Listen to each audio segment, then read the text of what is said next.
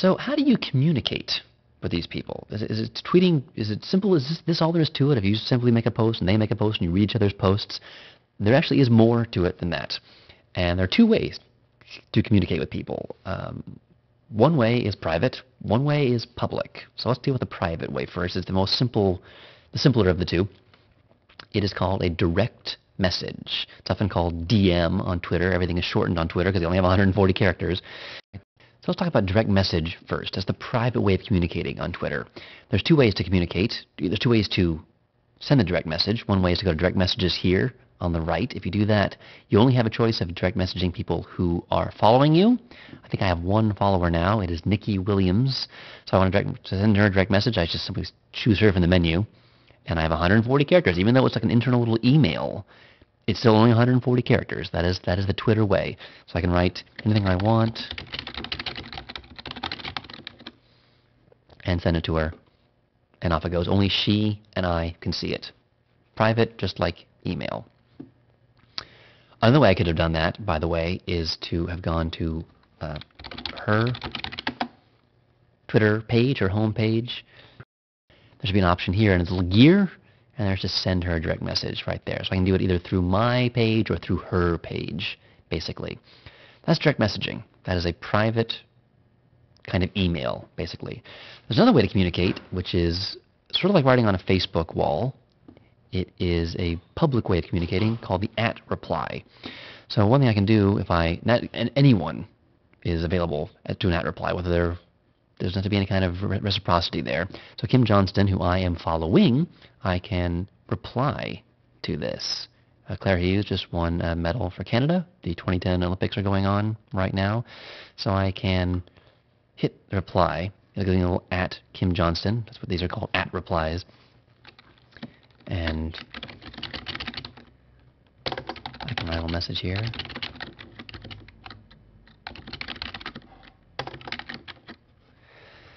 So then when I hit reply, this is a public message. He will see it, obviously, Kim Johnston, and I will see that I wrote it. Anyone that is following both of us will be able to see this conversation. If anyone right now would be following both of us, no one is. You can see how many followers I have, just Nikki.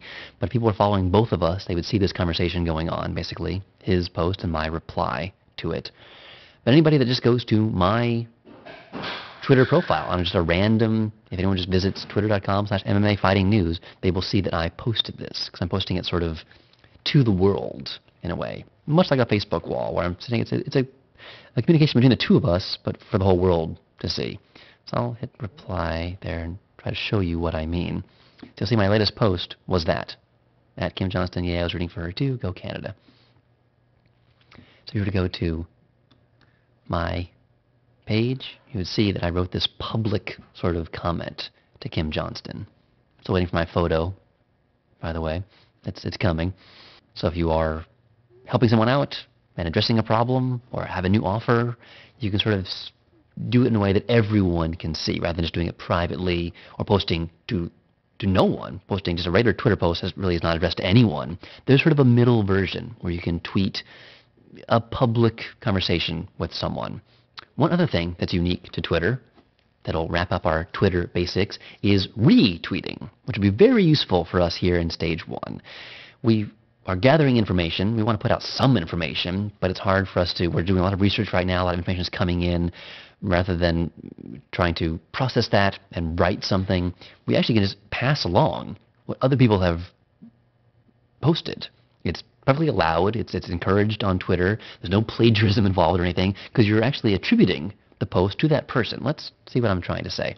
If you go to home and we get to see our incoming tweets from all people who are following, all 6 of our people who are following,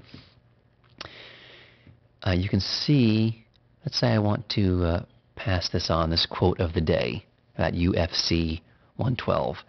I can. I want to put not only the quote, but also this little link here. If I hit retweet, see the kind of little recycle symbol? Kind of recycling it. So I am now going to tweet this to my followers. Right now it's just one, Nikki Williams. It will be more soon. So I want to retweet this. So you'll see retweeted by you here, very small.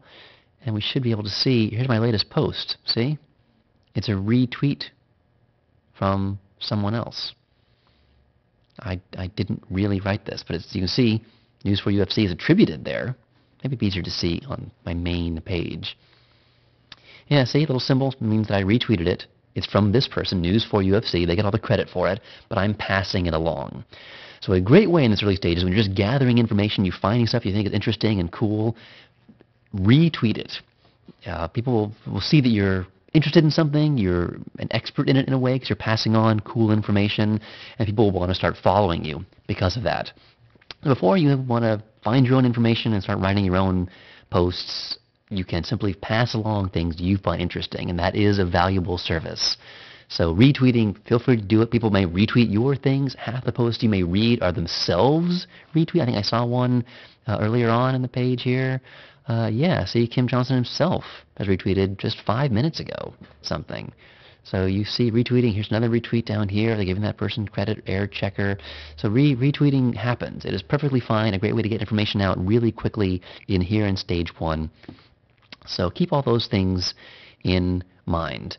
Direct messages versus @replies, following versus followers, and retweeting as well. So have some fun, find some people, go to the search box here, start putting in your keywords, see who you can find, become a presence on Twitter. That's stage 1, and then we'll start to participate even more in stage 2. So I hope you enjoyed Twitter Basics, and we'll see you next time.